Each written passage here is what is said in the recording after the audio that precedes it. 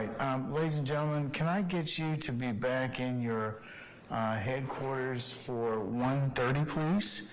Okay, and we may have to take up some other additional matters, but if you could just be present for 1:30, and then we'll call for you. Okay? Sound fair enough? All right. Remember the admonitions I've given you, and we will see you all after lunch. Okay? All right. All rise.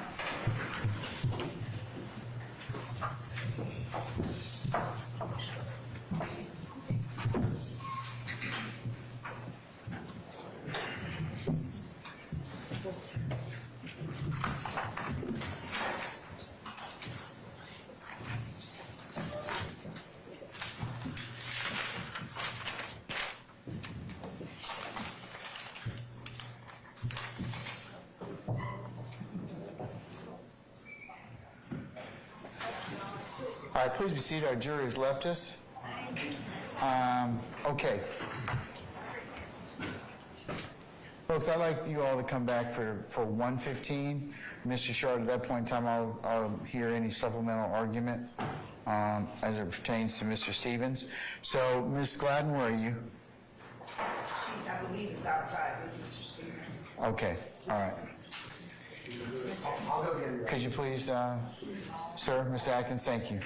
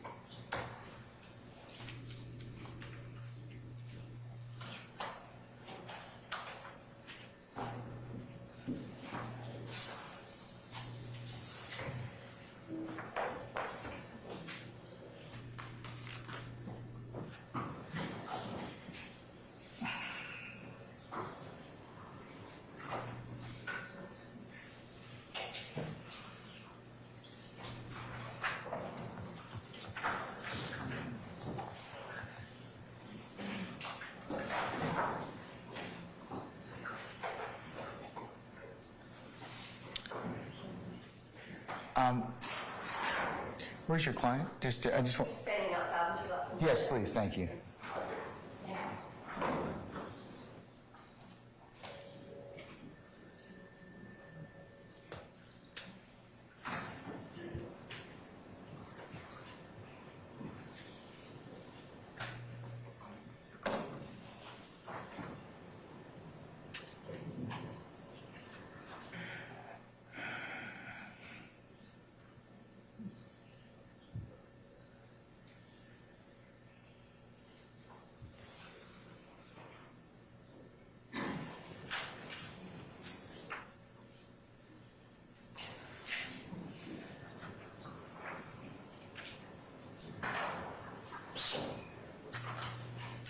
Mr. Stevens, I was just going to release you and Ms. Gladden for lunch and have you come back for 1:30, okay? All right, we'll see you then, okay? All right.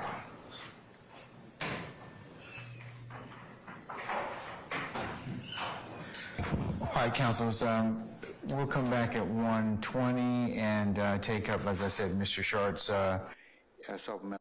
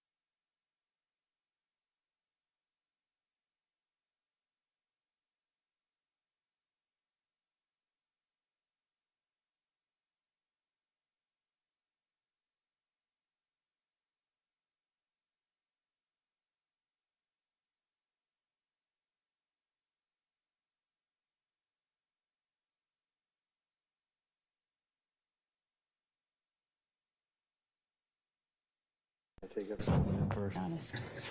Oh, I mean, we're not agreeing to this. I didn't say we're agreeing. I'm saying that this is what I All told right, Mr. Sharp. Okay, you want to hear? Start naming everybody here, sir? Yes, sir. Okay, all right.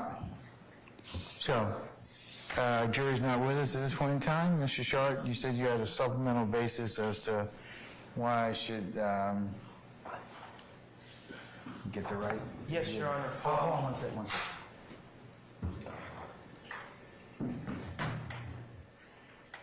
you had a separate basis for an objection on State's 14 uniform. I do, Your Honor. Now, just to be clear, the state, we just spoke with the state. The state has, in some ways, limited what they're seeking to play. That does not address my concerns or I think the concerns of my colleagues, but I didn't know if you wanted to hear about what was being proposed first or you just wanted to hear my argument in total first. Well, what specifically are you objecting to? I assume that the state's going to play different portions of that particular tape that they wish to impeach him on. Right. Okay. So let me just start in the beginning.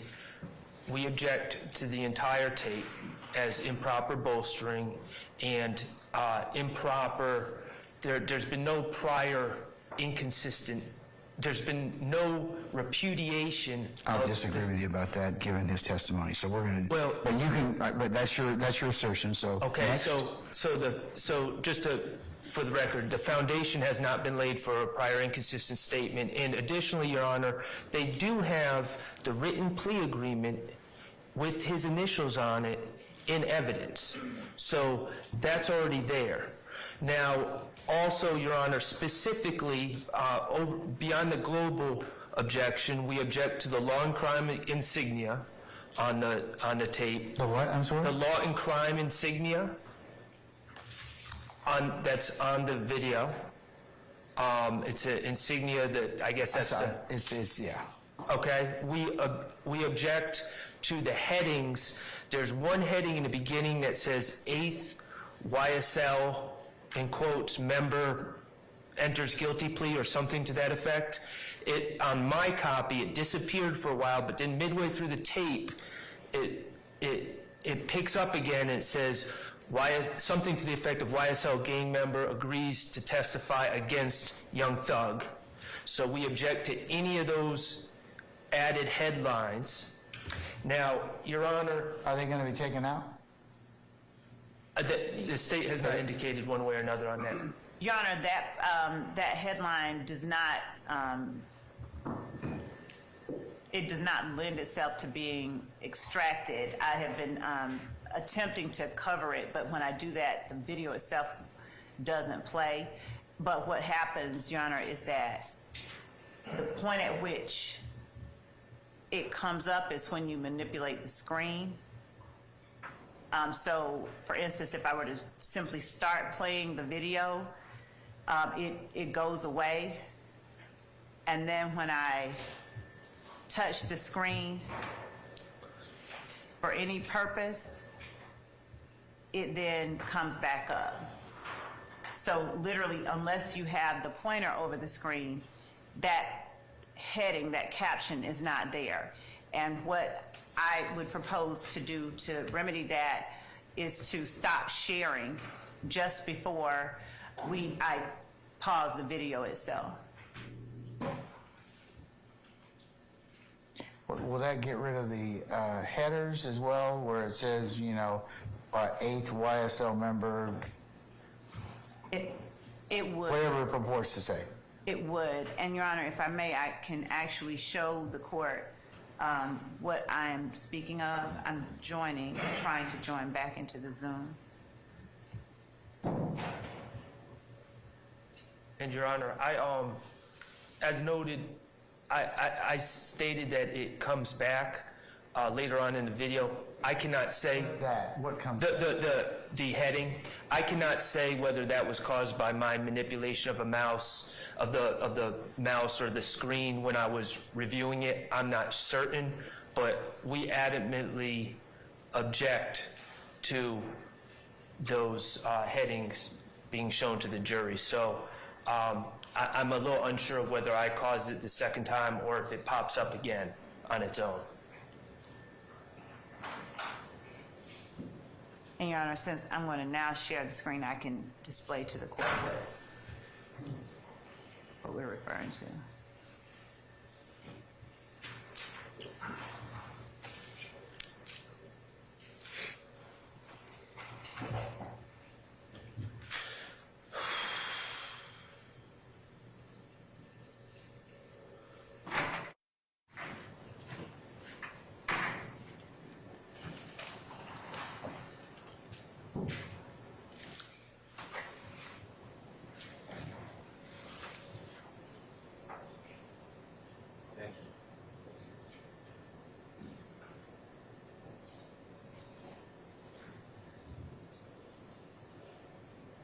This is what I mean when I put the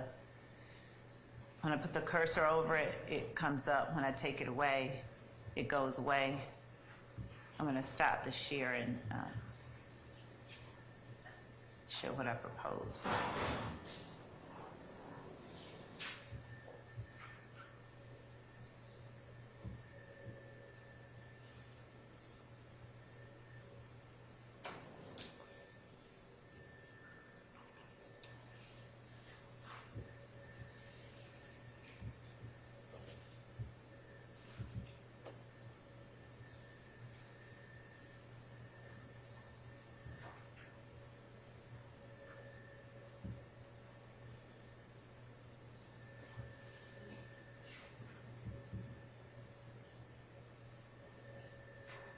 Good afternoon,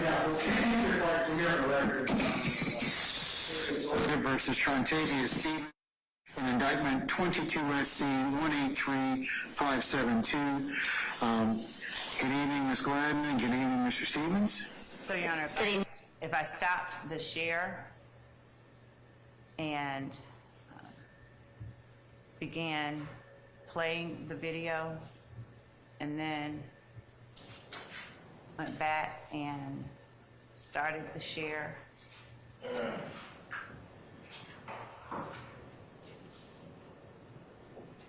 You got her so far? I do. All right, you need to speak up, sir. I do. Okay, all right. Put your hand down.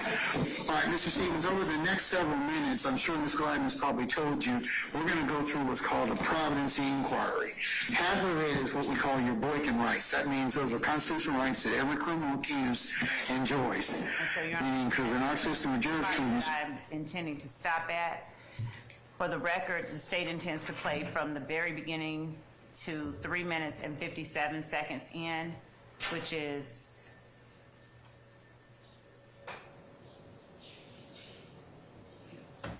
Has your attorney advised you of the minimum and maximum sentence for the charge in which you are pleading to? Yes.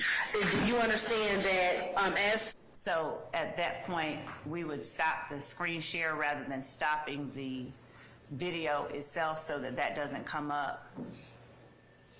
And then we would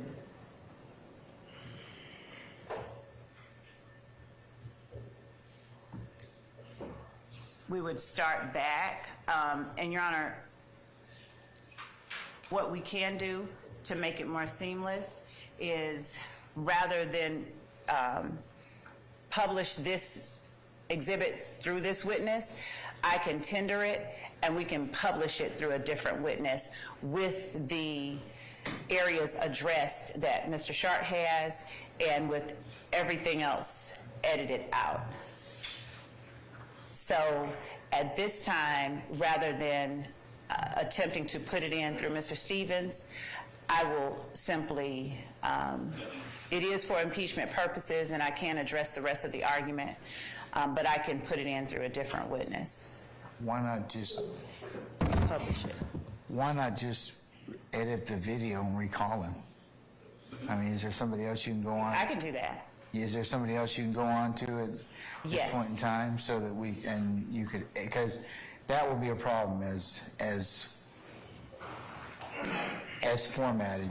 I'd like to see you, Mr. Sharp's correct, I'd like to see you get rid of those, the law and crime and the and the header. Yes, Judge, we can definitely do that. And Okay.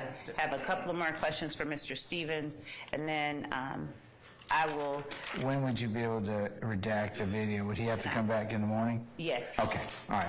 What's your other objection, Mr. Sharp? I mean, I'm going to take, state's going to take care of that, the law and crime insignia and the 8th YSL member, the header, stripped out. Thank you, Your Honor. So from 0 to 158 approximately, which is what the state plans on playing, from 0 to 158, Your Honor, and let me be clear, this is completely appropriate for a plea. We're just stating that it's not appropriate to play during a trial. So I'm not Okay. suggesting that Your Honor did anything wrong in the plea. But Your Honor goes over some background information, and Your Honor states how it's going to happen, and states that the state is going to present what they believe to be a factual basis, and if you find a factual basis, I'm paraphrasing, if you find a factual basis, then you'll make that determination. 17857 reads, "It is error for any judge during any phase of any criminal case to express or intimate to the jury the judge's opinion as to whether a fact at issue has or has not been proved or as to the guilt of the accused." And Didn't we cover that already? Didn't I cover that would not be appropriate for this particular pleading or for this particular? well, that's on what the state's planning on playing. And I thought they were going to start at 158. It's not 0 to 158. No, they said they were going to start at 0. We can start at 158, and we can edit all of that out. We can take all of the part out that Mr. Sharp objects to. All right, so they're going to start at 158. Just make sure that the Okay. preamble colloquy is gone, because that Certainly. for the purposes of a plea, okay, in front of a jury, it would be in violation of that particular code section. So, and Your Honor, I appreciate that. My next objection is, beyond the blanket objection, is at 610 approximately, they start reviewing the acknowledgments. From 158 to 610, they talk about his age and his education and things leading up to the plea. At 610, they start with the acknowledgments. And specifically, again, we're going to, our belief is that that is improper bolstering and So what specifically are?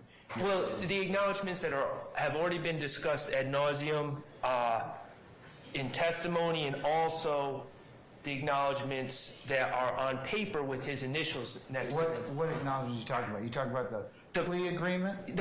Not the agreement, but the factual acknowledgments within the plea agreement that YSL members sell drugs at 151 Cleveland Avenue, for instance, or YSL members sell drugs at 221 Cleveland Avenue. Okay, it's his factual predicate that he's agreeing to. So Right. what's your specific objection? Well, he's never said that's not true. He said that was true. Like, for instance, when I cross-examined him, I just said, he said it was true, I said it was true, and he agreed, and we just said it wasn't exclusively YSL, it was other people sell drugs there. So Okay, but that's a jury issue, them to wait it out. But if the state wants to challenge or impeach him as to what he has said or he doesn't remember, then that's because he's saying as part of his plea agreement, these facts he agrees to as, but you may disagree with them, but that's for the jury to decide whose version do they want to.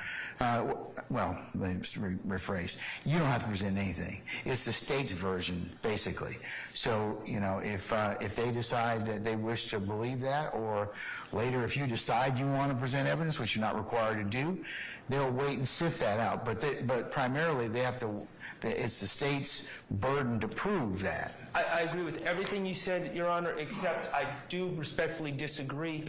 I don't think that there's been any disagreement or any repudiation of that acknowledgement. He said it was true, and we just said it's not exclusively YSL, but he never said that acknowledgement is not true. Okay, So I'm gonna overrule that part. Okay. So I'll leave the acknowledgments in. Okay. Okay. So And what then, else? at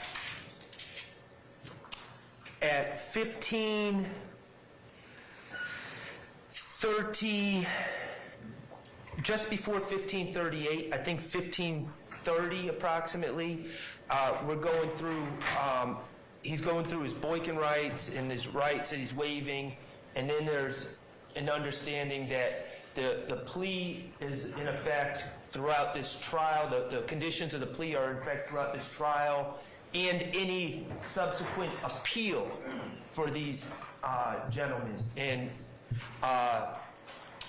Okay, if appropriate, so that would need to be redacted. Right. So the specific reference to the appeal, right. okay, And so you have any issue with that? No. All right, so around 15:30, we'll exempt out the issue in returns to the appeal. And so then the state agreed with us to take out the factual basis, So what do and you, that's from 1538 to, I believe, 2256, more or less. They said they're going to not play any of the factual basis. That's correct. okay, At 2311 is the statement made by Your Honor that Mr. Steele had talked about, my prosecutor statement at 2311. We feel that that should be taken out. okay. Any objections, State? Your Honor, I just say that the court does not make that statement as if we are the, You know, I understand we're separate branch of government, so, but just for the purposes of trial, different than plea. So I'd ask that you omit that at 2311. okay. Okay, what else? And then at 2639 to 2710, the state agreed that they were not going to play 2639 to 2710. 2630 to 2710? 2639 to 2710. What's there? And you were warning him about the dangers of being out late at night, and there's a lot going on in the city at this day and age and things of that nature. So you were talking given about curfew. Yes, it's curfew. yes. And then at 2720 specifically, there's another reference to an appeal.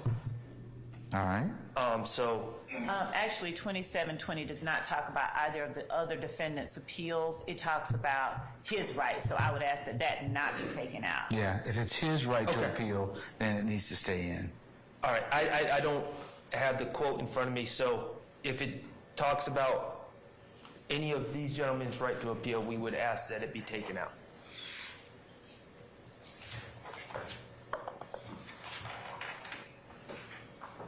All right, what else? And I believe that's all I have. Okay, let me kind of just summarize this point in time.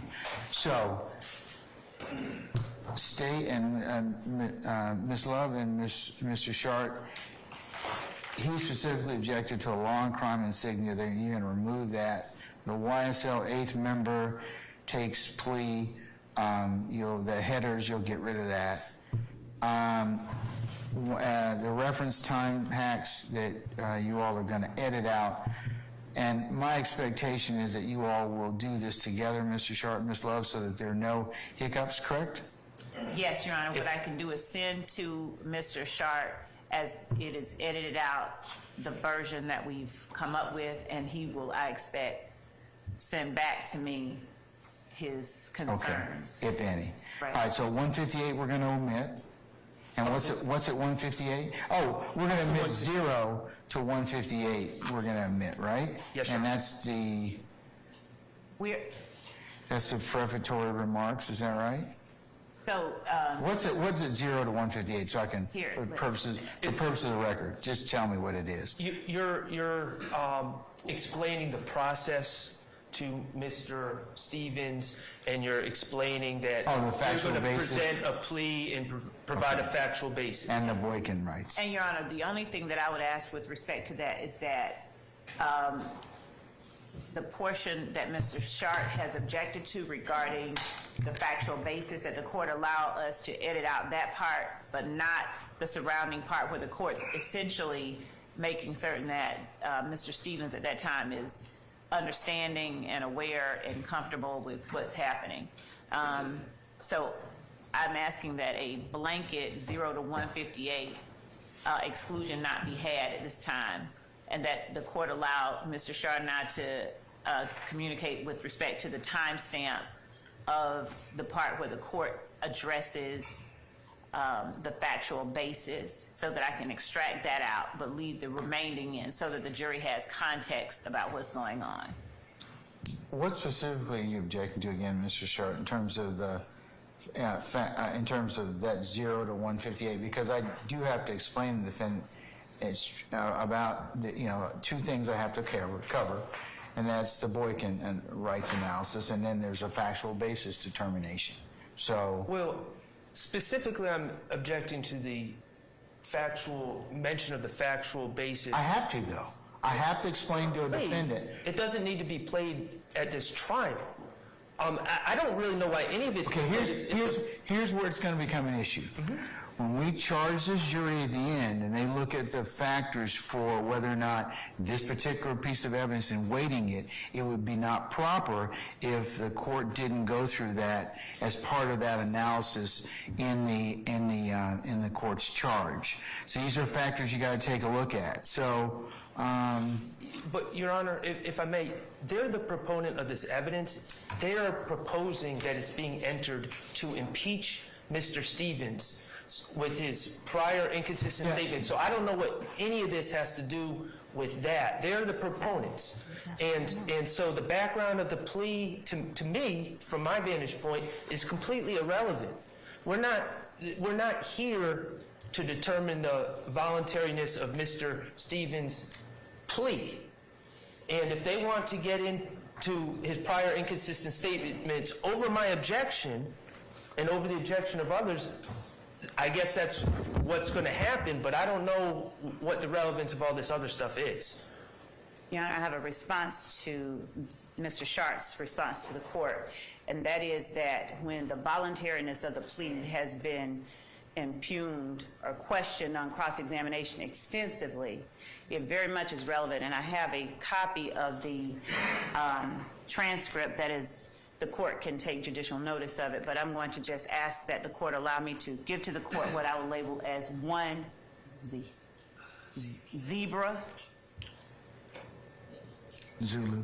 And this is a transcript of this plea? It's Zulu. Zulu. I'm going to blame co-counsel. Is this a transcript of this plea? This is for the record, this is the Odyssey transcript of the Trontavious Stevens plea dated May 15, 2023, filed in the Superior Court. Okay, all right. I'll take judicial notice of it since it's part of the clerk's record in this case. It's the official plea that's been taken down by Ms. Weaver? Yes, Your Honor. All right, let me take a look at it. And so the portion that we are speaking of that Mr. Sharp has referenced is on page 4 and starting at line 7 and through line 9. So it starts at the second part of the inquiry. The state has to lay out a factual basis as to what they would have been able to prove at trial beyond a reasonable doubt. So assuming that they can, those two things they pass, then I can determine that your plea is provident and accept your negotiated plea. My response is that the only portion of 0 through 158 that needs to come out based on the objection being made is from line 7 on page 4 to line perhaps 10, and that's being generous because in line 10 you don't talk about proving anything beyond a reasonable doubt or a factual basis. So our position is that everything from the very beginning where the court is explaining what's going on to Mr. Stevens, and Mr. Stevens is placed under oath, which is critical, and the court is attempting to ascertain whether Mr. Stevens understands what's going on, whether Mr. Stevens understands his rights. Those are all a relevant part of the reason the state tenders this plea agreement video as evidence. But as to lines 7 through 10 on page 4, the state would not object to redacting that portion. All right. I don't have a transcript, so I'm not. Here's another one for you. Your Honor, again, I don't see the admissibility. I don't see the impeachment.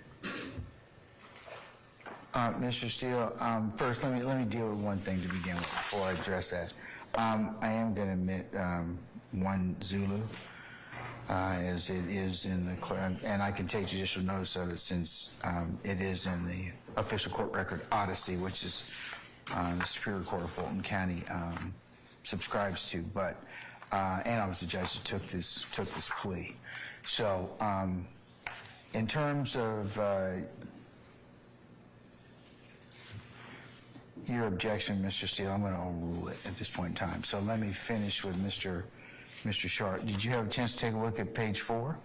Okay. Line 7 through 10. 7 through 10. That's what the state is recommending that they edit out.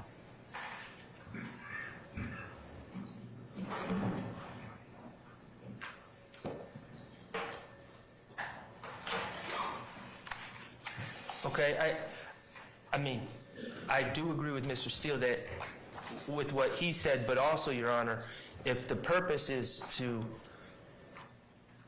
show that you, Your Honor, found Mr. Stevens to be freely and voluntarily entering this plea, if that's their purpose, then we again run into the 17857 argument. Because what they're essentially doing, Your Honor, is you're someone that's given great credit and held in high esteem, and the jurors look up to you, and what they're essentially saying, it seems to me, by trying to play this beginning part, this beginning preamble, is to say to the jurors, look, if it was good with Judge Glanville, then, who are we to, and who are these defense attorneys to suggest it wasn't done properly? And that's improper. Your Honor, I disagree with Mr. Sharp on that point. In no way, again, this would go to the weight of the plea itself or the evidence being offered. The court in no way comments on any, I'm not even certain how Mr. Sharp gets to the argument that it somehow makes the court a commenter on the weight of the evidence or anything of that nature when we're taking out the portion that he is described talking about the factual basis. And the only thing that is happening is that the court is saying, we don't force people to plead guilty, so we have to make sure you understand your rights, you give them up, and freely and voluntarily. So that's the first part. Then I can determine that your plea is provident and accept your negotiated plea, okay? That's the portion that we are asking to be allowed to include. And Mr. Stevens nods in the affirmative, and then the court instructs him, you have to answer yes or no. And pertinently, he says, yes, sir. So these portions that we are asking to play I don't even see how the argument is made that it somehow amounts to the court commenting on evidence when we have a plea agreement signed by the defendant, entered as evidence, and the defendant has already given the evidence that he has entered a plea and been sentenced by the court. Let me try to, Your Honor, they want to play clips, audio of Your Honor saying, I have to make sure this plea is freely and voluntarily given, which I understand happens during a plea. We all get that. But then, lo and behold, they're going to present to the jury that the plea was accepted. I mean, the jurors are are smart people. They're going to understand that Your Honor found that the plea was freely and voluntarily given. How is that not admissible, though? Why is it admissible? Because it borders on opinion as to his guilt or accused. Like, see, for the plea, if I make that determination because Ms. Love and Mr. Atkins, there's no jury. When it's said in front of a jury, or what the defendants are saying is, it might give to the jury my opinion as to whether or not that's been proven or asserted guilt or innocence. So, and that, of course, as you all both know, that if this is wrong, Correct. it's very bad. So, Mr. so I would prefer, over your objection, Ms. Love, to go ahead and just edit out 0 through 158. It's just not worth the lift or the squeeze at this point. So, Your Honor, having no problem with that, I just ask that the court allow us to keep in lines 1 through 19 on page 3, where it has Mr. Stevens being sworn in. And then from there, after he says, "I do," the second time, taking out all of the court's So instructions. you mean from line 19 through, From line 21 through line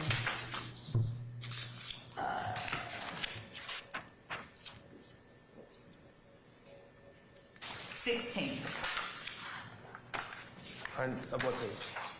of what page? Okay, I'm sorry, of page 4. So line 20 of page 3, or 21 of page 3, Yes. through what? Line 16 of page 4. Where the court starts at that point saying, "So, Ms. Love, is it going to be you, Ms. Love?" And then I say, "It's going to be Ms. Hilton today." And then the court informs Mr. Stevens that Ms. Hilton will ask him a series of questions designed to get at 2 areas we talked about. When she's done, your attorney will offer me some things on your behalf, and then you and I will have a short conversation, and I should be able to accept your plea. And then from there, everything is Ms. Hilton up until the timestamp that we talked about, wherein What page goes to 1 through 158? 158 is, Because the defense is asking me to omit 0 to 158. okay? I'll tell the court. Thank you. May I take off my mask? You can, yes, ma'am. It starts at, may I take off my mask? When Ms. Hilton,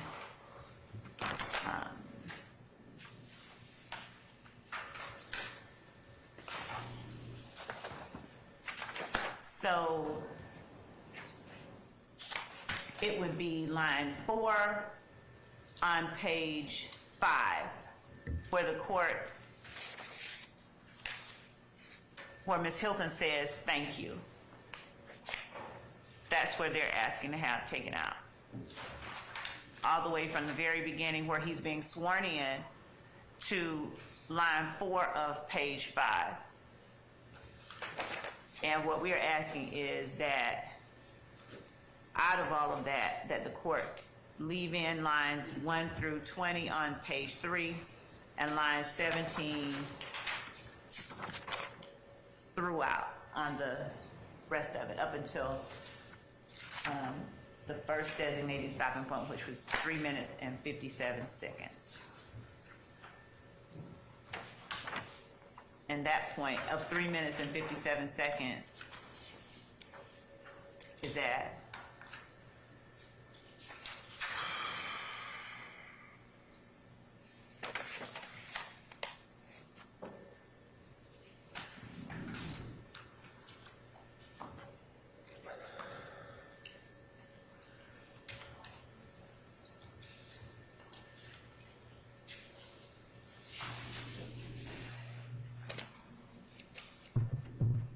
page 7, line 23, where Ms. Hilton asked, "Do you understand that as count 1, conspiracy to violate the Racketeer Influenced and Corrupt Organizations Act, It carries a minimum of 5 years and a maximum of 20 years in custody. And then stops at, he says yes. And then stopping on page 8 at line 2 and starting at line 3 on page 8. Do you understand that this is a negotiated plea? Court doesn't have to accept. Court can sentence you to the maximum on each charge, continuing until 1539, where Ms. Hilton then begins to get into the factual basis for the case, which is on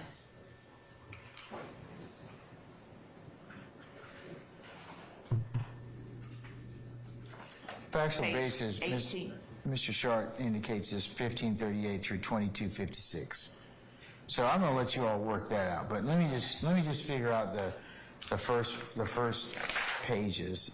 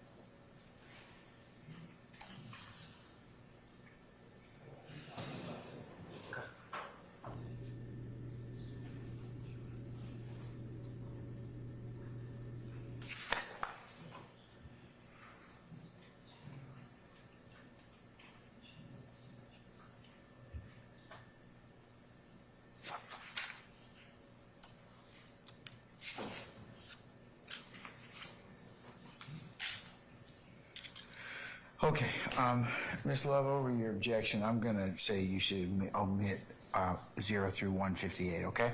Yes, Your Honor. And then I'm gonna leave the acknowledgements that are 610 over Mr. Sharp's objection.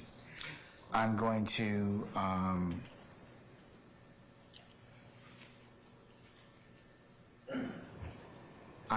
omit at 1530 or thereabouts approximately the Boykin rights and the appeal. I'm going to omit the factual basis at 1538 or thereabouts to 2256.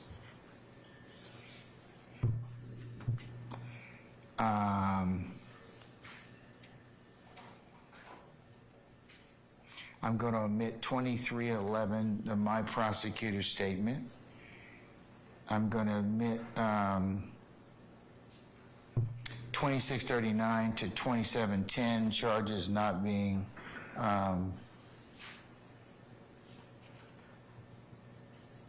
the nighttime strip club curfew issue.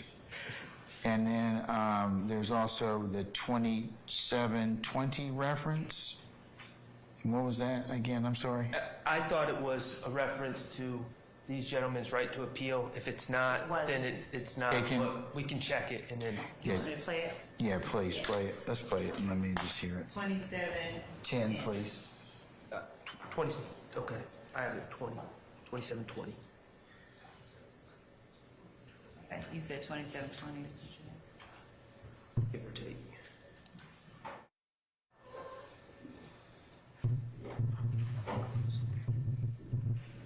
I'm starting at 27,808. Hang on, let me share the screen.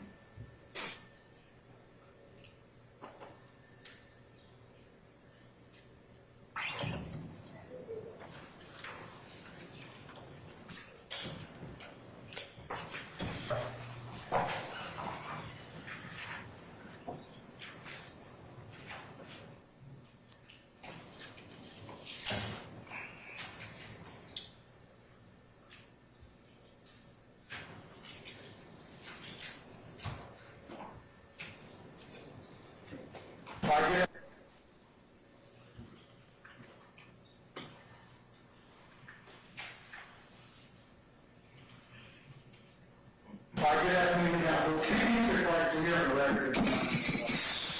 afternoon, versus Trontavia Stevens, in indictment 20. You can't have any contact with anybody else in this indictment until these proceedings are over. Yes, sir. And what I mean by that is until the appellate procedure in this particular case is over, if any. You understand that? Yes, sir. Okay. Do you have any questions about my sentence? I changed what You I- need to omit that, please. Okay? Yes. Anything else? Yes, Because I don't want to have any issues tomorrow morning, okay, about, Yes. okay? So are those the only things that you... No, there's two other things, Your Honor. First of all, Mr. Matthews has brought it to my attention that at 1616 on what he's looking at, without manipulating anything, a headline comes up that judge shocked that YSL defendants reject deal or something. Okay, you know that those are all the fake folks that... I don't know. I'm just... and what I mean by fake is fake news. It didn't occur. You know that. I'm not saying that you were shocked. No, let me be clear. I'm not saying you were shocked. No, it's not. A third party is trying to attribute to me something that's not true. Correct. Okay, all right.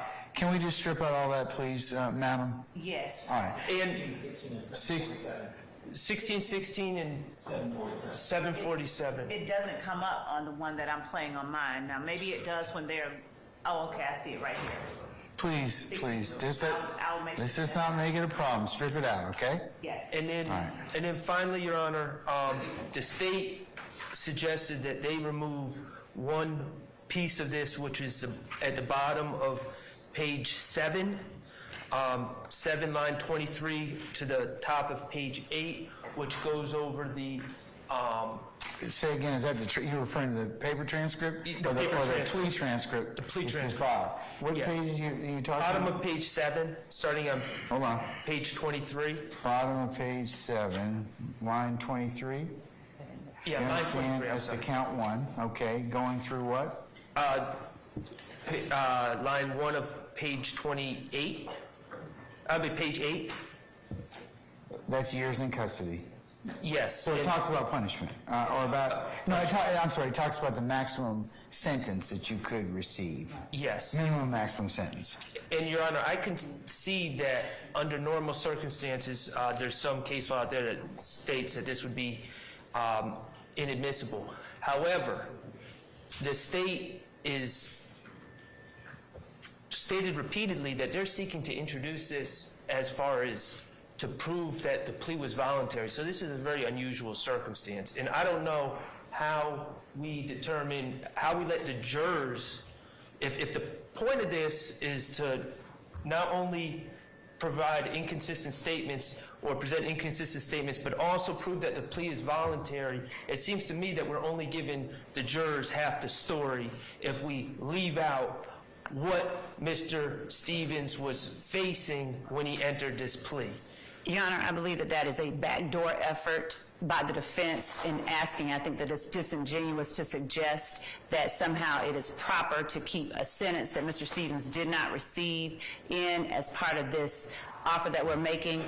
The only thing that we are asking not to be shared with the jury as it relates to this portion that we are offering as evidence is the maximum and minimum sentence range for the count that the defendants on trial right now are currently facing. It is immaterial because Mr. Stevens proceeded on a negotiated He took a plea. plea. But they are making it material. And it's- The idea that this is a backdoor attempt by the defense. disingenuous. We're not, and it's It is. disingenuous. It is. We're not the ones trying to bring in this evidence. This is Then they the should video have- that they want. Excuse me. This is the video. This is the video that they're seeking to introduce. Okay, but And now they're sanitizing the extrajudicial statements that they want to introduce to the jury. it's not really relevant, Mr. Short. It's not, because he took a plea, and he got the benefit of the bargain. For you to telegraph or put this in here to the jury would not be relevant at this point in time. Because they don't decide punishment, and it should not be a factor that comes in. So that's why I think the state wants to take that out. Just for the record, the reason I think it's relevant is not because it's what my client is facing a lot more than the RICO charge. So I'm not trying to telegraph anything. No, it's just. But I think it is relevant if we're going to really parse whether it's voluntary or not, to tell the jury, if that's become an issue in a case about whether this plea was voluntary, tell the jury the whole story. That's, Well, I'm gonna exclude those particular sentences. Thank you. I'll exclude, over your objection, sir, on page 7, starting at line 23 through line 1 on page 8. Thank you. All right, anything else? Anybody else? Yes, Your Honor. Following up on that last point, I already cross-examined Mr. Stevens that he was looking at on the RICO count 20 years to serve in prison, and that is part of his motive. It's bias. It goes to bias and motive. So, yeah. Exactly. So, but still, So I wanted him. I'm going to exclude it. I mean, you've gotten what you, the purpose, and I think he's testified to that, but so we don't have any other issues, and I'll exclude it. Would that not be a prior consistent? No. Nice try, Mr. Matthews. And then, Your Honor, I'm objecting to the entirety of the exhibit, and I apologize, I can't remember. I didn't write down the exhibit number. If someone could remember. It is 14 uniform. Thank you. I'm objecting to the entirety. I still haven't heard why it is impeachment. I heard the court say it is. I heard the prosecutor say it is, but I don't understand. And maybe. Well, I think the state was gonna respond to that, and I don't think we ever got to it, Mr. Steele. So, what's the purpose of 14U, Madam or Sir? Your Honor, Just so we can complete the discussion and or ruling on this. it is to impeach the testimony by implication that was elicited on cross-examination that Mr. Stevens did not have enough time to review the plea agreement, that I think on cross-examination he was asked about being given a bond, and then didn't you get out immediately when you did this? That was all intended to lay the inference for the jury that this was something that was done under duress. So essentially it is to impeach the notion that has now come out, the testimony, the inference that the defendant's questions and Mr. Stevens' answers would allow a jury to draw, which is that this wasn't a free or voluntary plea that he made, and he did this under the thumb of the state unwillingly, and he just answered yes to whatever was put in front of him. Mr. Matthews specifically asked, those were not your words, were they? And he said no. And other lawyers made similar inquiries of Mr. Stevens. And his responses to the questions that were asked on cross-examination allow the jury to draw the inference that it was not a plea that he readily and freely gave. Is that the only basis, Madam? Your Honor, there were other matters as well. When asked on direct examination by the state, when I asked him whether or not this was the first time that he had seen this, or did he not have... Seeing, what do you mean, this? The plea agreement? Yes. Okay, all right. He said, he began talking and said something to the effect of, that was the first time that he had ever seen that paper, and he wasn't being responsive. There was an objection. It was noted that he was not being responsive. And again, his testimony was meant to give to the jury the impression that he didn't have time to review his colloquy, that he didn't knowingly agree to these things, and that he made the acknowledgments under duress. So that, coupled with the answers that he has given, are the reasons that the state seeks to introduce this, to allow the jury to see the circumstances under which the plea was given, to see his demeanor while giving the plea, and to see him actually exercise his right to change something. He stopped in the middle of the plea when Ms. Hilton said something he didn't like or didn't agree with. He's like, wait, what is that? I didn't read that. So he wouldn't answer directly when I asked him, when I kept asking him about having the opportunity to go over and discuss these things with his attorney. But he answers it during the plea colloquy and says that he has had enough time, and the jury can see the court giving him time and allowing him to exercise his rights to ask more questions and do anything he wants. So I think that it is necessary when, as here, a witness on the stand makes a different statement, takes a different posture in a statement made outside of court, it is necessary for the jury to see the circumstances of the statements made outside of court, and to hear, when we have that opportunity, what was said, so that they can compare the two and draw any inference that they choose to from the reason that there are differences between the two. Okay. I have one other, I guess, inquiry or point. Within State's 14 uniform, there is a side colloquy between Mr. Stevens and Ms. Gladden, his counsel. Does that need to be addressed? Does that need to be edited out? Because it seems like that was a private conversation between the two of them that should probably not be included as part of the part of that. Your Honor, actually two things as to that. Nobody in here has any standing to make that argument. That's the first thing. And two, with respect to that conversation, it goes directly to what we were talking about, and the fact that Mr. Stevens is wanting to give the impression through his testimony that either his lawyer wasn't working for him or he didn't have enough time. Let's ask Ms. Gladden since she's here. Ms. Gladden, Madam, anything, or do you concur with the state? Do you have any objection as to that particular colloquy between you and Mr. Stevens?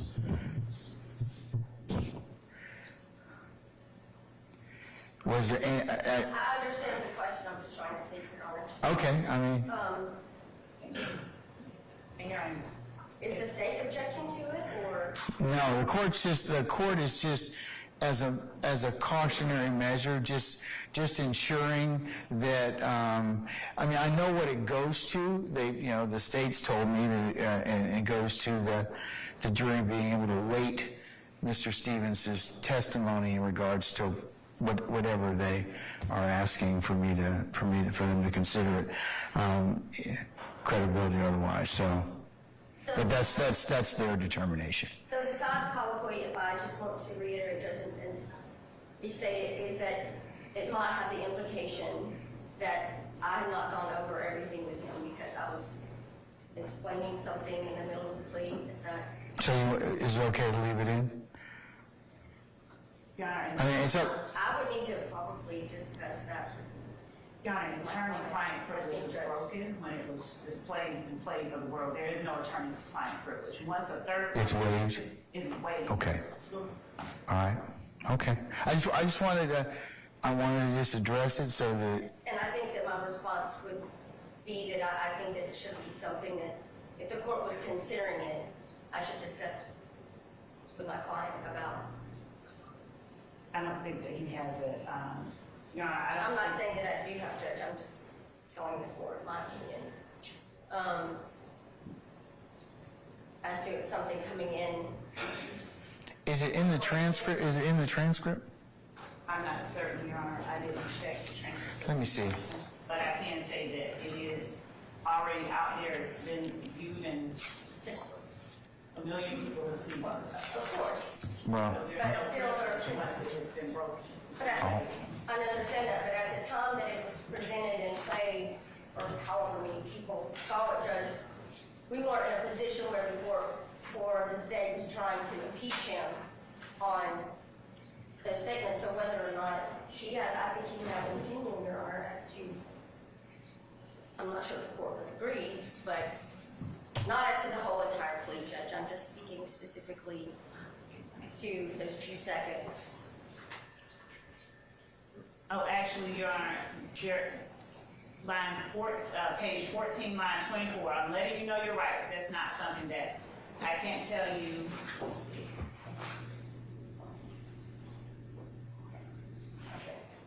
So, Your Honor, I'm not certain that. I think the plea transcript, does it say off the record conversation? It does. So Okay. again, Your Honor, two things as it relates to Mr. Stevens having an opinion. He doesn't at this point have a right to assert a privilege that has been waived by virtue of a third party having already heard the statements, number one. Number two, Ms. Gladden, and with understanding, of course, that the court wanted her to weigh in on it, but she has no standing at this point in these proceedings to intervene because the statements that are being played do not in any way adversely impact her client. There is no privilege when it has been waived, when statements have been heard by a third party. So understanding the court's desire to be as judicious as possible regarding these matters, notwithstanding that fact, neither Ms. Gladden nor her client, nor either defendant in the courtroom has either standing or a right to assert attorney-client privilege or suggest or in some way keep these sort of statements out for those reasons.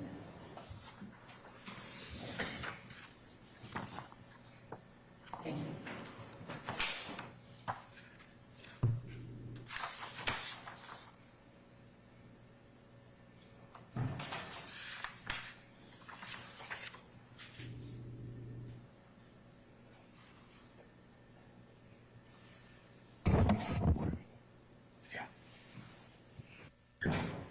Hold on, Ms. Gladden.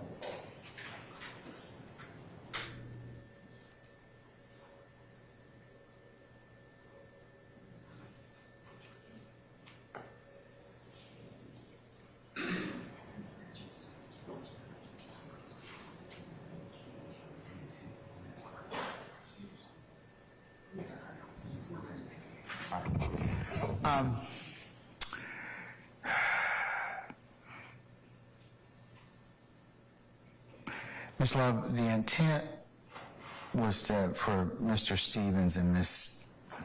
Gladden to have a private conversation, even though you might be able to hear what's on the tape. Ms. Weaver has told me that it was not taken down as part of the record, so I'm going to exclude that portion because the intent was to have a private conversation. Your Honor, But the media, I mean, because we have mics and everything else, they're plugged into our sound system, so if they don't press mute, you can hear what's going on. So it's really it's really an unintended conversation between that. Now, so I understand what you're saying, but I think I have to honor that would be a attorney-client. Ms. Gladden didn't do anything to break the privilege. I think it was the intent for her and her client to have a conversation. Now, if she says, "Hey, my client will waive that particular issue,"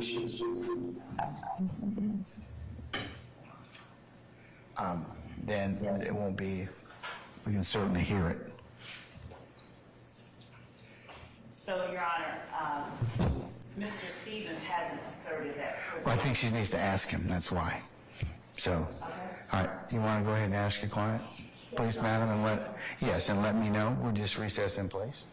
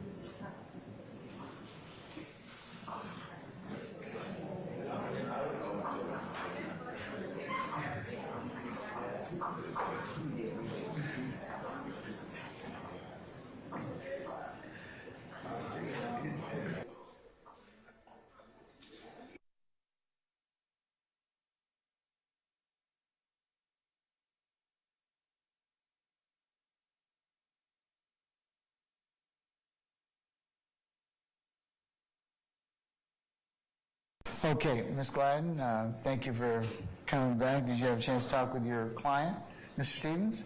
Yes, Your Honor. Okay. First of all, he wanted me to apologize that his discussions and Got the what, I'm sorry, ma'am? that we took so long. Not to worry, don't worry about that. All right. And on his behalf, Judge, he has no objection to the state's request to redact those few seconds. So you mean The state request to redact those 3 seconds when we had. the off-the-record conversation?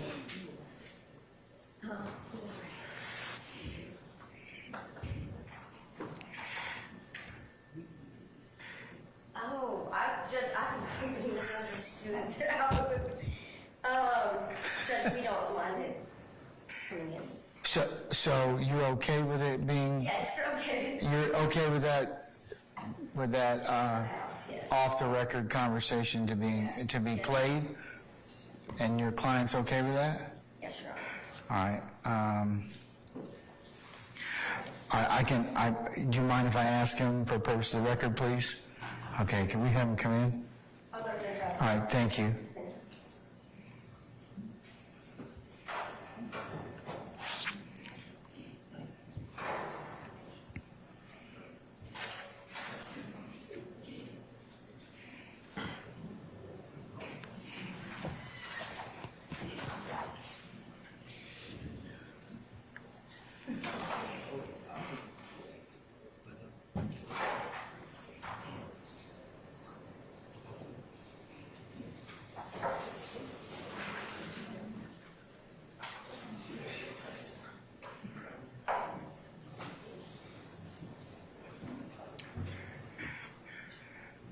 Mr. Stevens, you and Ms. Gladden can come on up here, please. Mr. Stevens, you can have a seat in the witness chair again. And Ms. Gladden, you're welcome to stand next to Mr. Stevens. Thank you, Your Honor. All right.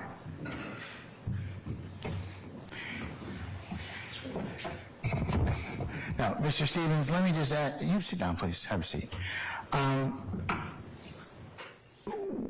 We have had a conversation, that is the parties in here, the state and your counsel, as to your plea that was given some time ago. Do you remember that? Yes. Okay. Part of that plea contains what appears to be kind of an off-the-record conversation between you and Miss Gladden. Okay, did she talk with you about that? Yes. Okay. Is it your desire to invoke your attorney-client privilege, because that would be a private conversation, or do you wish to go ahead and if you invoke your attorney-client privilege, we won't play that particular part of the video, okay?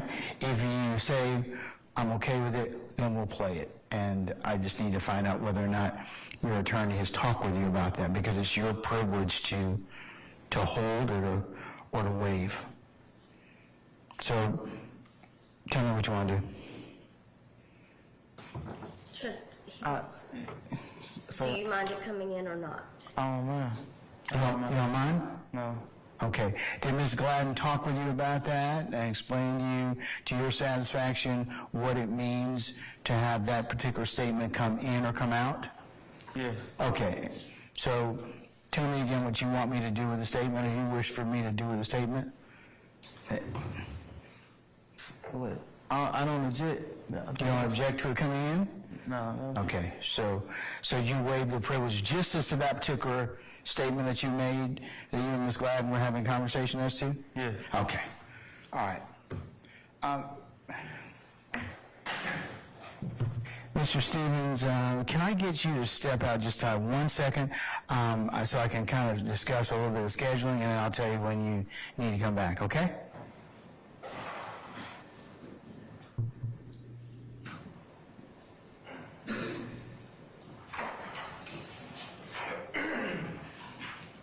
All right. Okay, so what I want to talk with you all about now is just the scheduling, okay? It's gotten to be about 3:30. you all are going to need to do a little more work in terms of state's 14 uniform. So would it be appropriate for me to go ahead and release Mr. Stevens?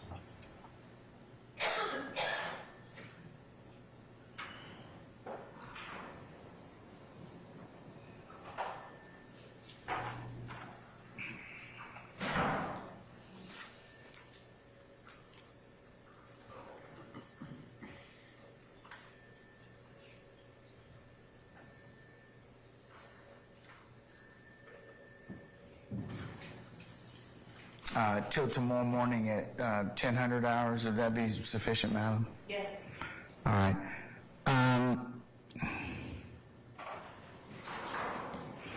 It's my intent tomorrow to tell the jurors to come at 10 for a 10:30 start time.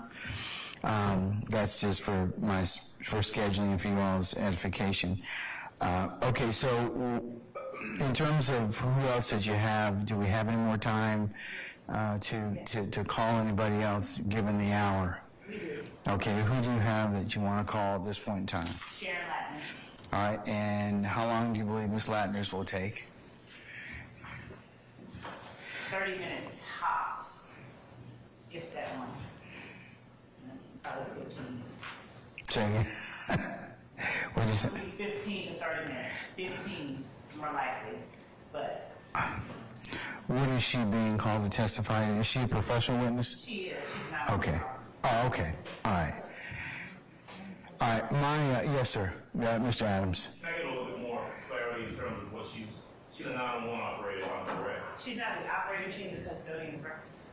Okay, and then is she being called in regards to Act 61 or anything particular? Her name appears in the discovery numerous times. Just want some clarity. I'm going to let Mr. Adams answer his witness. Your Honor, Ms. Latner is specifically speaking about Act 61 today. If she's going to be called to dedicate or play the 911 call in Act 61, I believe that the actual person who made that call, Travia Hill, is being called to testify as well. So I'm curious as to why we need to hear from Travia Hill and the 911 call as well, or hear from Travia Hill on the 911 call. Okay. Your Honor, as Hold on, Mr. Steele. Let him finish, okay? I'm sure defense counsel in this honorable court is aware, Ms. Latner's can authenticate as the custodian of records.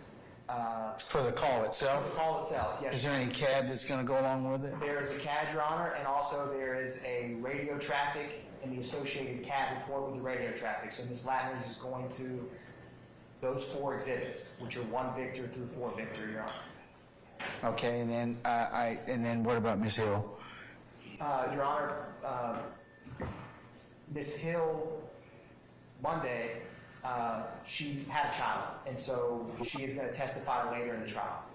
So Okay, it's all right. kind of an unexpected on that date, and so she's just unavailable right now, but the state wanted to continue with this act, and we plan on calling Ms. Hill in the future when she is able to come. Okay. All right. So it's for foundation, Mr. Adams. I would suspect that Ms. Latner's is going to give the foundational just for the admission of those 4 documents. I would think that they'll probably have some other testimony through Ms. Hill to explain those. So. I would presume so. If Ms. Latner is being called to introduce those documents, and I'm going to presume that we don't have the business record certification if she's a custodian, she's actually being called. So if that's the case, and she's introducing those documents, then I have no objection to that. I would certainly have an objection to them simply playing her 911 call if that same person who made the call is going to be coming in and testify to that. It would be cumulative. Cumulative in advance, quite frankly. Are you going to play it now, or are you going to play it when Ms. Hill testifies? Your Honor, the state is going to play the call now, and Ms. Hill's testimony does not just, she's going to testify more about making the 911 call. So Ms. Hill will not be cumulative of the 3-minute 911 call that Ms. Hill made. She's going to talk about other facts and circumstances that will not be cumulative of the 3 minutes of her 911 call she made. I'm sure there's other stuff she'll be testifying to. She was the victim of the robbery. That's fine. But in terms of, I made this call to 911, this is what I said to them, she finally testified to that as well. So then why would we need the 911 call to be played unless it's for some specific purpose outside of what she said in the testimony? I mean, is it going to be a prior inconsistent statement or a prior consistent statement in advance? That's not necessary. Your Honor, if I may, Sir? is there an objection to the 911 call, or is there not? I think you heard that yes, let me address the court. Yes, there's an objection to the 911 call being played at this point. If they intend, as they've said, to have Terry Hill come in and testify about that call that she made, it's simply unnecessary to play it at this point. There's no purpose to it. Your Honor, if I may, what is the basis of the objection so the state can adequately respond? Judges? Sit down. You jumping Mr. Steele. You ain't even on the floor yet, okay? All right, well, you just wait. Wait your turn, okay? All right. Improper bolstering.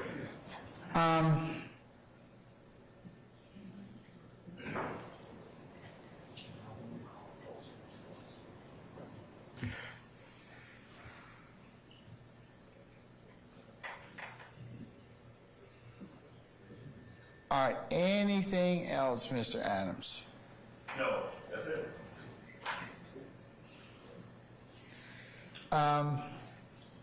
Okay, Mr. Steele, you're next.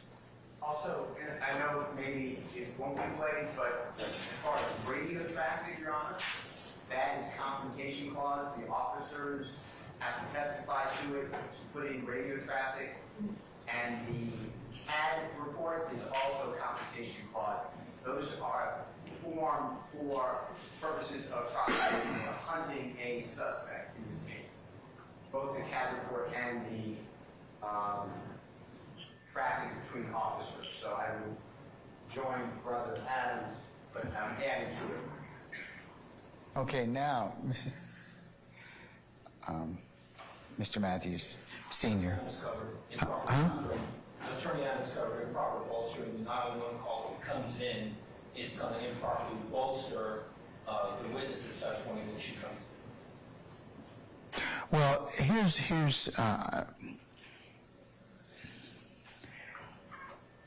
what you could do. Ms. Latner's could introduce this foundation. You could have authenticate the documents, and you could have Ms. Hill play it. I mean, because that's her 911 call. What's it going to come in for with the 911 call? Your Honor, the 911 call she makes and the radio traffic that are both being introduced by Ms. Latner's, they play off one another because Christian Ettinger was detained. What's the purpose of it? Is it a excited utterance? Is it some type of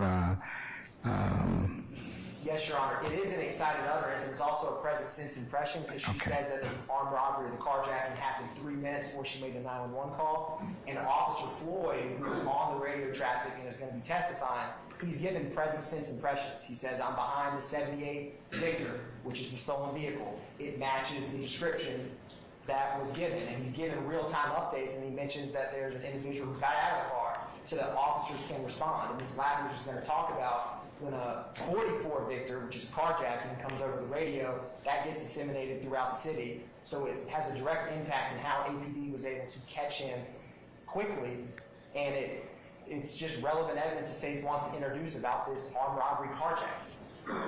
And Your Honor, the state would also like to, not that this business record certs, 911 calls are routinely admitted. Sharon Latner is the custodian of the 911 records. The state feels that she can properly authenticate that this CAD report, this 911 call, this radio traffic, and this CAD report from the radio traffic were made and retained in the proper business of 911 at Atlanta Police Department, which she was more than adequately tailored to do that with her position. And in regards to the confrontation clause, Your Honor, the radio traffic of officers is in real-time updates. It's not for the purpose of prosecution. It's for the purpose of Atlanta Police Department to properly respond and get information in case an officer is hurt, injured, to be able to detain someone there. It's not for the purposes of prosecution. Okay. And it's an ongoing emergency, Your Honor, because until he's detained, that individual, I just robbed someone at gunpoint to APD's knowledge, and they want to detain him. All right. Mr. Adams and Mr. Steele and Mr. Matthews, I'm going to overrule your objections, okay? So, another thing you're asking. No, I don't have to. I mean, you argued, I rule. So. Doing the case is looking to argue a little bit more. Oh, that's so bad. That's so bad. Let me just say this, though. I agree with one thing, well, two things that they said. Number one, yes, they want it in. Number two, it is a business record, right? And business record has to be introduced for a purpose. You don't just have to put it in a business record and say, here it is. Sure. If it's cumulative or something. It may have other objections that are within it. Sure. Okay. And, okay, I would agree with that. Right. My objection is not a hearsay objection, right? And so excited utterance and present sense impression doesn't come into play. I'm not saying it's hearsay don't play. I'm saying that it's going to be cumulative. I'm going to overrule the objection as to cumulative, okay, sir? I believe that it will not be cumulative of what the state's trying to establish. So we can disagree about that. Anything else, sir?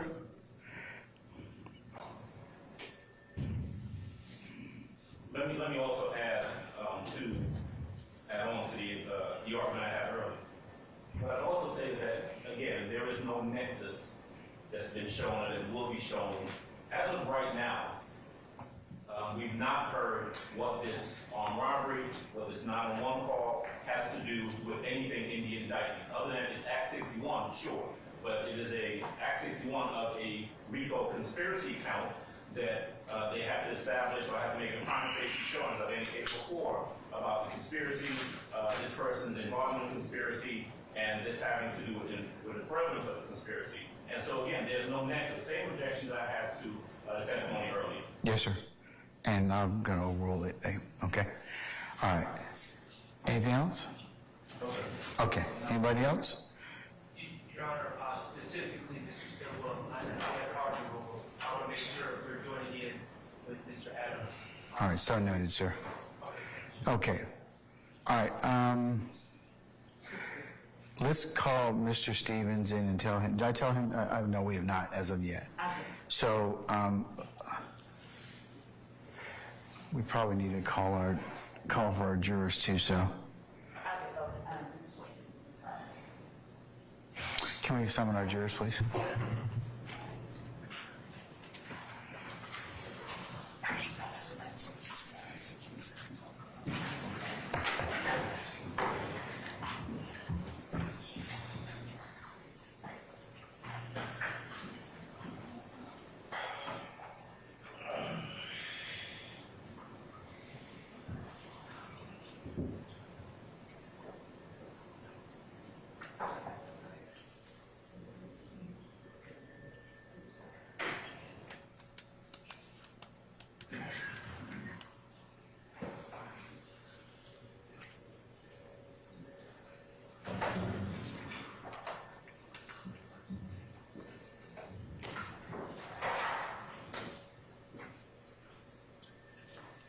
Ms. Gladden is not out here, but Ms. Gladden is ready. She's walking the halls with her client. Okay. Okay. Fine. All right.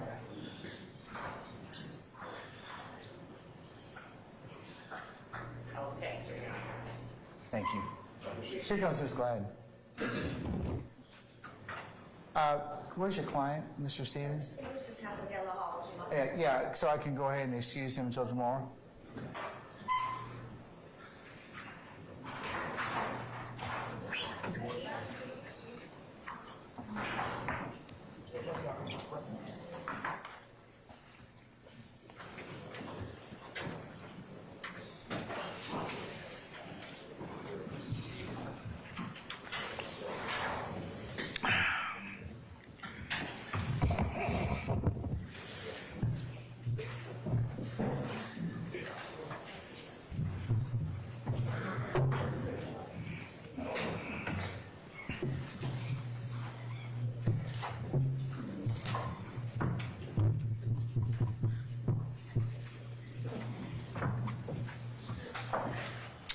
All right, ladies and gentlemen, please be seated. All right, thank you, Sergeant Ingram. Mr. Stevens, we are going to excuse you till tomorrow morning. I'd like you to appear back at 10 o'clock, okay?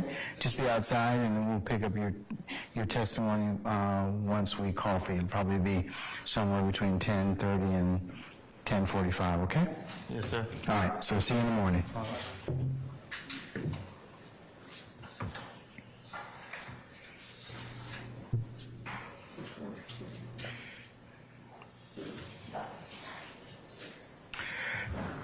Ladies and gentlemen, with your permission and concurrence, we're going to take another witness out of order. As I mentioned earlier, that's an acceptable way to take testimony upon agreement of all the agreement of the parties. So we're going to go ahead and call this particular witness, and then once they're done, we're done for the day, okay? All right. Okay, and then I'll tell you what time. I think you probably figured out by I'm going to have you all report for 10 o'clock tomorrow morning, and we'll get started sometime around 10:30, okay? All right. Summon your next witness. Yes, Your Honor. Continuing with Act 61, the state calls Ms. Sharon Latner. All right. Summon Ms. Latners, please. Ms. Latners, good afternoon, madam. If you could please approach the witness stand. Once you get there, if you would be so kind to turn and face Sergeant Ingram and be sworn as a witness, please, before you sit down. Right hand, you swear to testimony to give the truth, the whole truth, nothing but the truth. I do. Absolutely. State and spell the first and last name for the court. Sharon Latners, SHARON LATNERS. Good afternoon, Ms. Latner. Good afternoon. Can you explain for the jury where you're currently employed? City of Atlanta Communication 911 Center. And are you the appropriate business custodian for 911 radio traffic and CAD reports for the City of Atlanta Police Department? Yes. And how long have you been in that position? Since 2004. Your Honor, may I approach? You may, sir. I'm handing the witness, Your Honor, 1 through 4 Victor.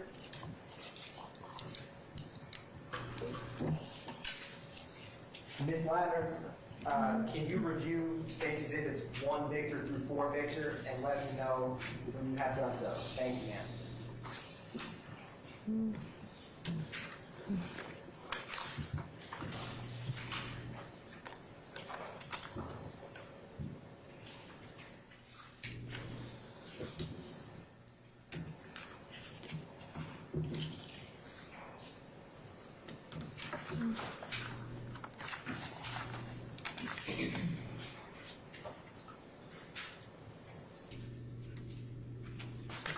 Okay.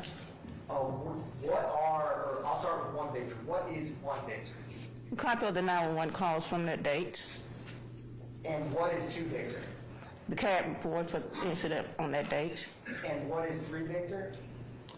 It's a CAD, incident report what officer pulled out on this call. And what is 4 Victor? The radio traffic for this number 4B. How do you recognize these items? They City of Atlanta CAD report and my name is on top, so I print them out. And are they fair and accurate representation of the 911 call and radio traffic for this incident? Yes. Your Honor, at this time, the state moves to admit State's Exhibit 1 through 4 Victor. Any objection, sir? Can I have one quick second? Sure. Can I see those, please? Particularly 3 and 4. You certainly may. Actually, let me see them all. If you don't mind. You said 3 and 4.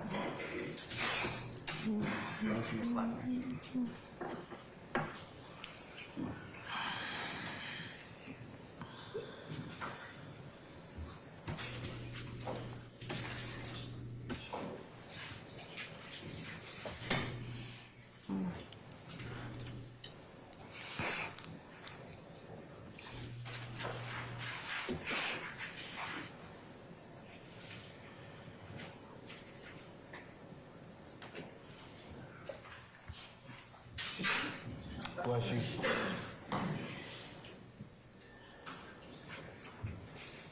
Thank you. Thank you, Judge. No objection. All right.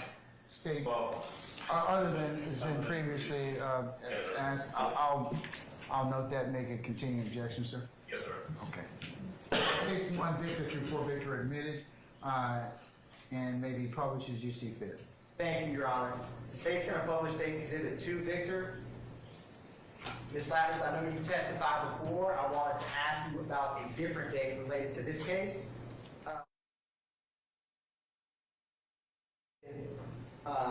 Is this the CAD report for this incident? 2, Victor. That says July 25th. This says May 11, 2016. Yeah, the printed date was July 25th, 2016. Is that what you're referring to? Oh, okay, May 11. Yes, sir. And what was the call type and description on the top right? It says 44 Victor carjacking. Can you explain what that means? 44V is a signal that APD used. Carjacking is someone being carjacked from someone taking their car. And underneath that it says priority 10-minute response. What kind of priority is a 44 Victor carjacking? It's a priority to which city of Atlanta police. It's a high priority. And when this comes in, how is this information disseminated within Atlanta Police Department? Well, the 911 has codes and we have priority. Priority 1 is officer shot. Priority 2 is something's in progress. A carjack is in progress. So that means call is going to go right over to dispatch so they can get out to the officer. And Ms. Lathers, what is the date of this call? May 11, 2016. And what location did the call come in from? 245 Amer Drive Southwest, apartment 5005. And what beat and zone is that location? It's in zone 3 and it's on 307's beat. Turn it a little bit down the middle under incident time. When was this call received, Ms. Lathers? The call came in through 911 at 2:48:56 p.m. hours. And when did the officers arrive? 2:52:37 p.m. hours. And who was the primary unit who responded to this call? Unit 3301. Is that Officer Nicholas Reed? Yes. What officer, Ms. Lathers, is primary unit 3301? I'm sorry, Nicholas Reed. Thank you, ma'am. Turning your attention to page 3 of State's Exhibit 2, Victor, under the CAD narrative, at timestamp 2:49:27 p.m., can you explain what it means when it says just happened, Sierra 78 Papa? I'm going to object to the prosecutor. Well, leading first and testifying. I'll sustain the objections to form. You can just rephrase, sir. Thank you, Your Honor. Ms. Lathers, do you see where it says May 11, 2016, 2:49 and 27 seconds? Yes. Can you please read and explain what comes after that, if you would, please, ma'am? The call advised the 911 operator incident just happened on the carjacking. And the operator asked for a lookout on the person, some kind of lookout. And she advised 78 on the 4 black males armed with gun, which is 69 gun. 69 is all sitting, but it means gun. What does 78 mean? A lookout. And after that, can you explain what comes after gun on that and what it means to the jury? She advised the perch took her 78, which is her vehicle, her black Toyota, and she gave the lookout on 1 black male, black shirt, 1 black male, blue jeans, vest, and white shirt, tan pants. And Ms. Lathers, right after that, at 5/11/2016 at 2:50 p.m., there is, can you explain what that means for the jury when it starts with DOT? Last direction of travel means last time a female or male saw the person, they took a right on Amer Drive, approximately 3 minutes ago. Thank you, ma'am. And who did this call come from? Miss Hill. Thank you, Ms. Latters. Your Honor, at this time, the state's going to publish State's Exhibit 1, Victor. All right, sir.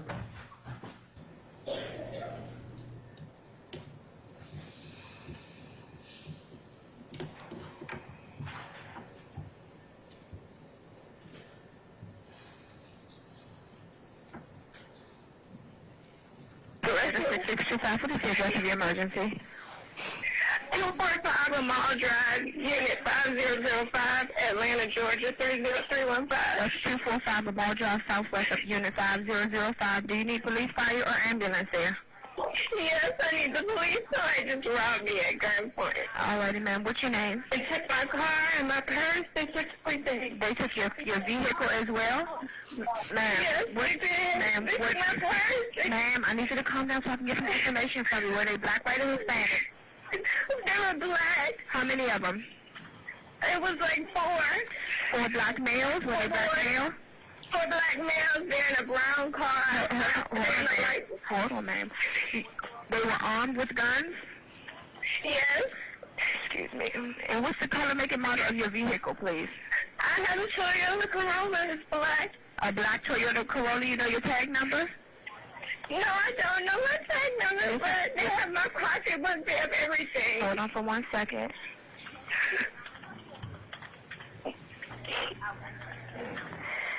All right. Do you remember what color shirt and pants they had on?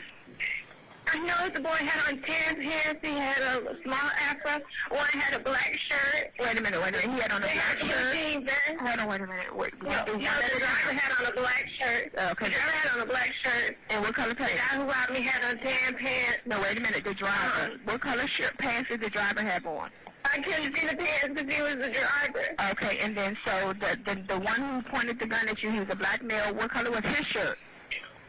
His shirt was a blue jean vest. It was white underneath, and he had tan pants.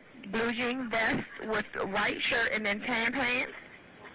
Yes. Okay, when they left, which way did they go?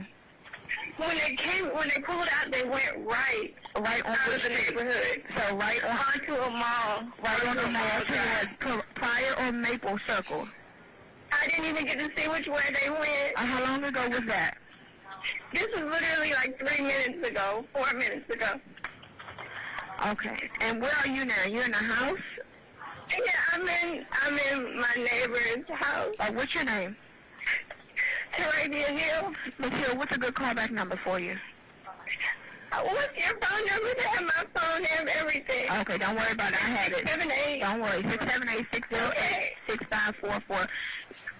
Alrighty, somebody's going to come out to you to make that report, ma'am. If you can get your tag number, that'll be very helpful, ma'am.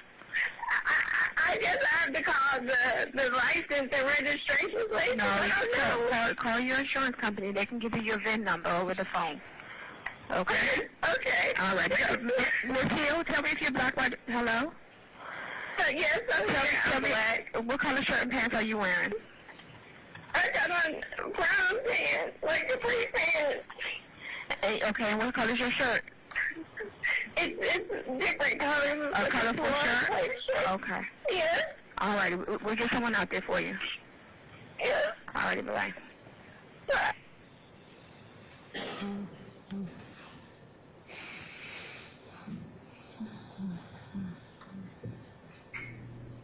Now, Miss Latters, was it that time, did or did not that 911 call impact the CAD report that we were just discussing? Yes, sir. And I wanted to talk about for Victor. Can you explain in general, the state will publish for Victor. Now, this CAD report, Ms. Latters, can you explain when it indicates it was self-initiated? This CAD report. Unit 3309 advised his dispatcher to hold him out on a 54, which is suspicious person, suspicious car, X Cleveland Avenue and Macon Drive. And who is Unit 3309? Wesley Floyd. And what day did this call that Officer Floyd put in come in? May 11, 2016. And when was it received by APD 911? 3:37:57 p.m. hours. Now, the slatter's at the top, and it says call type and description. What is a 41 India auto accident injury? He advised his dispatcher to change the 54 to an auto accident. Call ended up being an accident. And what beat and zone was this call originating from? Zone 3, 310's beat. And what was the location? Cleveland Avenue at Macon Drive, Southeast Atlanta.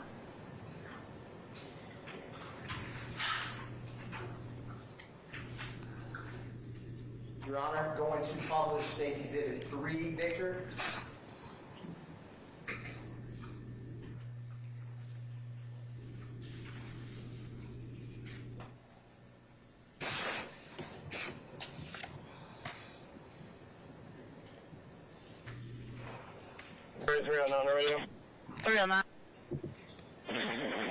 Hey, I'm behind the 44V. Should locate. Gonna be used Polar Rock as victim. Polar Rock and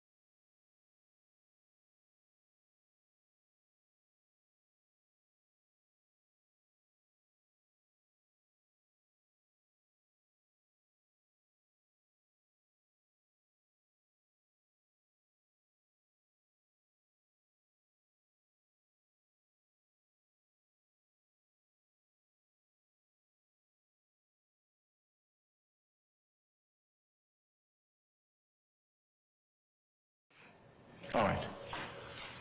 That's all I have. Thank you, Judge. Can you redirect, sir? No, Your Honor. All right, may Ms. Latner's be permanently or temporarily excused? Or anybody else have an examination? Okay. Temporarily, Your Honor. Okay, Ms. Latner's going to temporarily excuse your witness. You're free to go about your usual duties and avocation. Just don't discuss your testimony with anybody except the attorneys in this case, okay?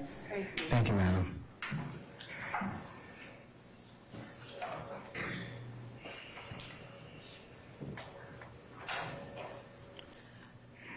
All right, ladies and gentlemen, consistent with my earlier directives, I think we have come to the conclusion of today's testimony. So, what I'm going to do is I'm going to recess you all for the evening and have you come back tomorrow morning for 1000 hours, and then we'll start around 10:30. Okay? All right. Any ministerial inquiry with me? All right. Okay. Remember all the admonitions that I've told you and will continue to repeat to you. In particular, for you not to have any conversations amongst each other. You leave your notepads in the back. Also, don't let anybody talk about this case in your presence or hearing, and if anybody should try and approach you about this case or violate any of my admonitions, you would need to let myself and Sergeant Abel know immediately, okay? All right. Thank you for your patience, ladies and gentlemen, your continued patience, and with that, we'll see you tomorrow morning at 10 o'clock, okay? All rise.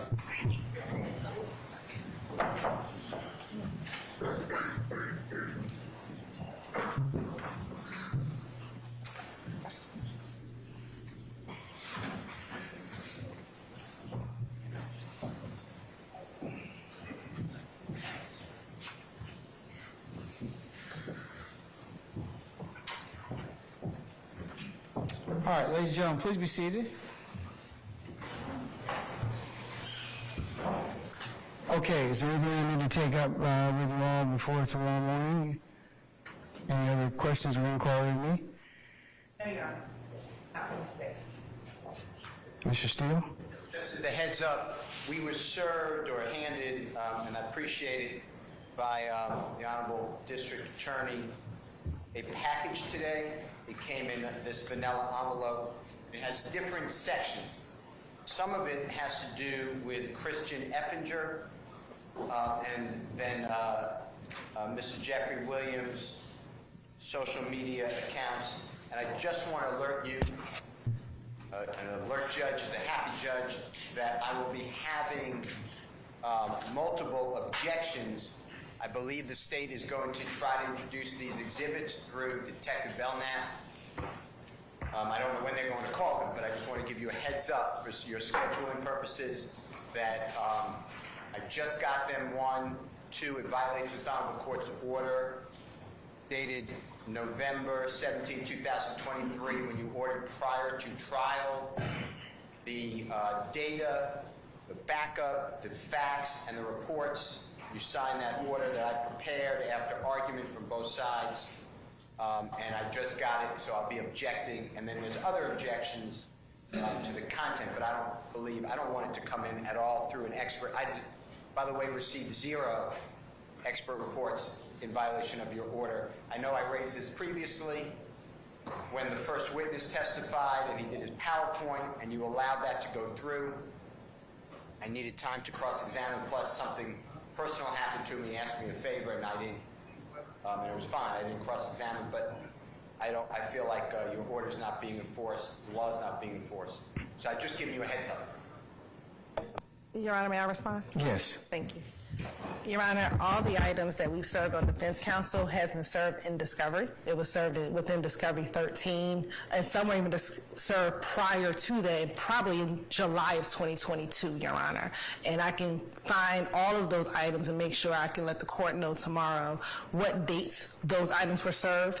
In addition to printing out what has already been served, the state yesterday sent over the videos that the state intends to introduce through our expert as well, and we'll address whatever objections to the content. However, as far as any discovery violation, there are no discovery violations because all of this has previously been served as early as July of 2022. Okay. Yes, Mr. Short. Just go ahead. Do you mind if I just clarify that? Sure. I apologize, Mr. Shari. Thank you, Your Honor. I never said, I know I didn't say that I wasn't served.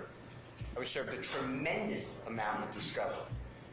My objection is that the state is trying to introduce this information through an expert in violation of this honorable court's order that I already referenced, and in violation of our right to present a defense. I don't have an expert.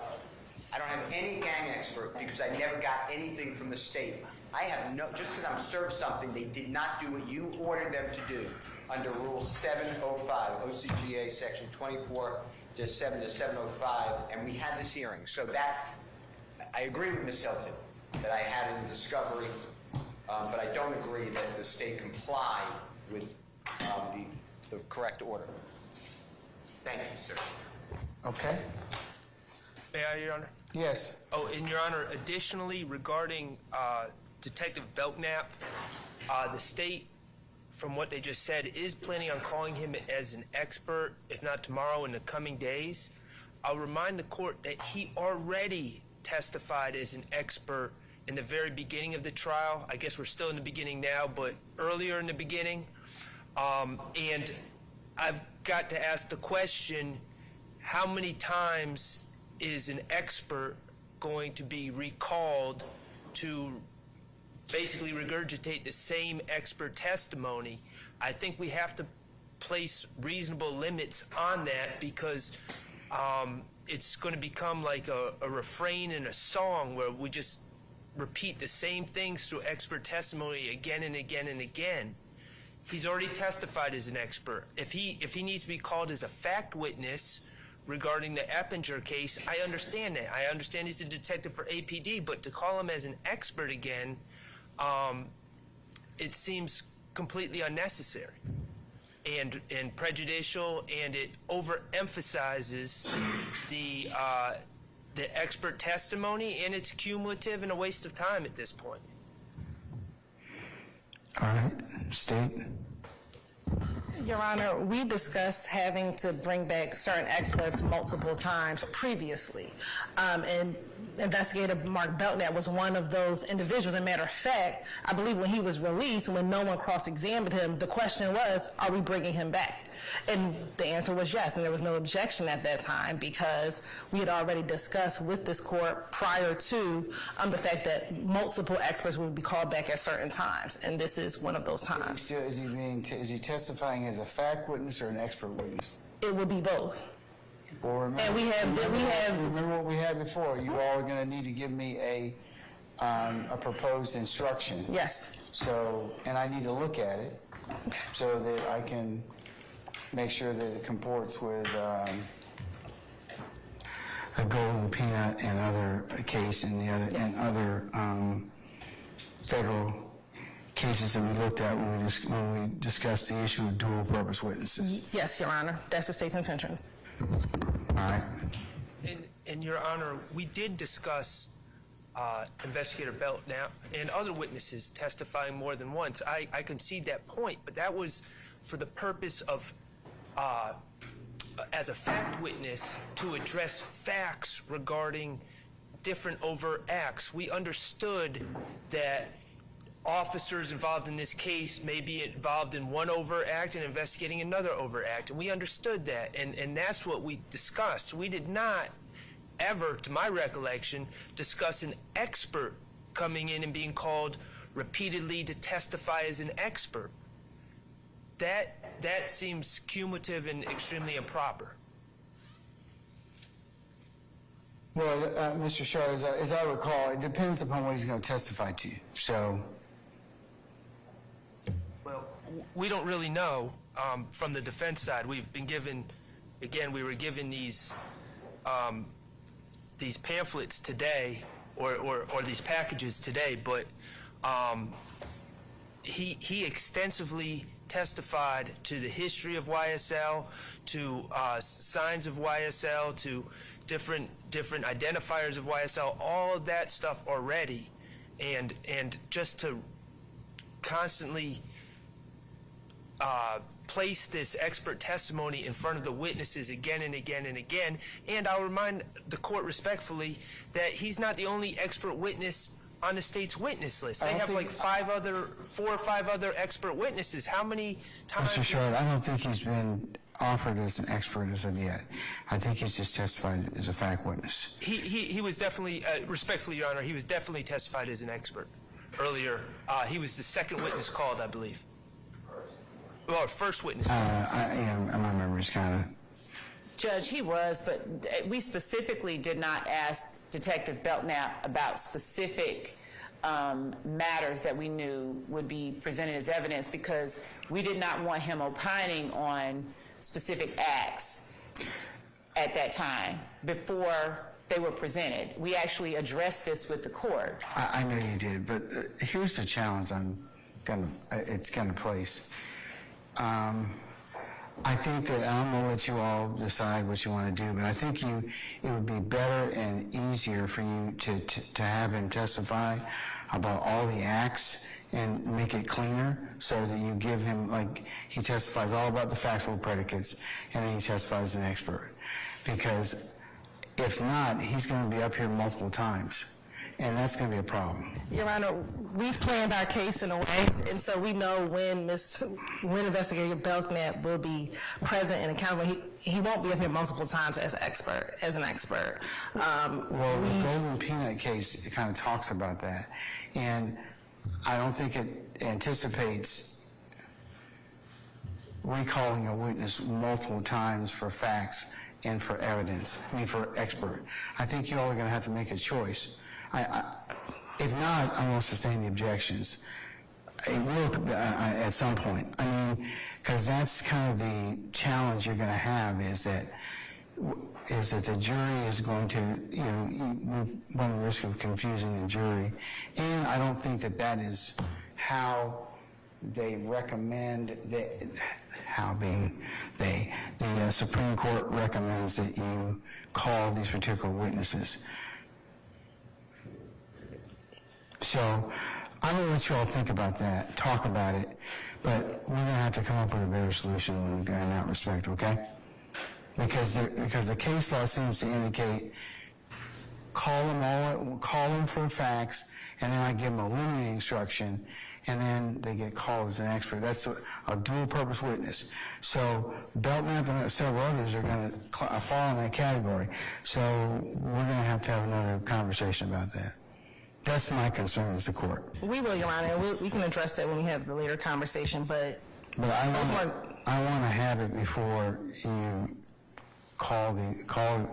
decide make your decisions to call them, okay? But I don't think that's fair to you and fair to anybody else if I don't have that conversation. So let's plan on. When's Detective Belknap supposed to be testifying? tomorrow. Yeah. So,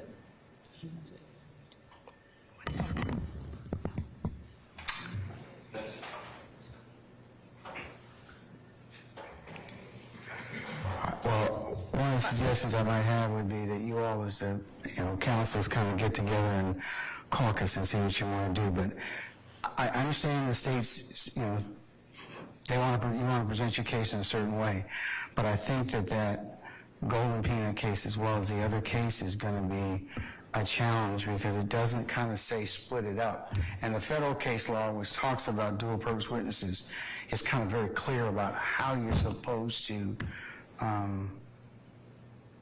the court's supposed to bifurcate that. And Your Honor, we believe that those cases are distinguishable as those were one-count cases and they were not RICO cases. I know that, And those we believe are distinguishable. But it's still, unless you can find me a case that says I can do that, but it's going to be cumulative at some point in time, or it confuses the jury to have one witness come up 4, 5, 6 times.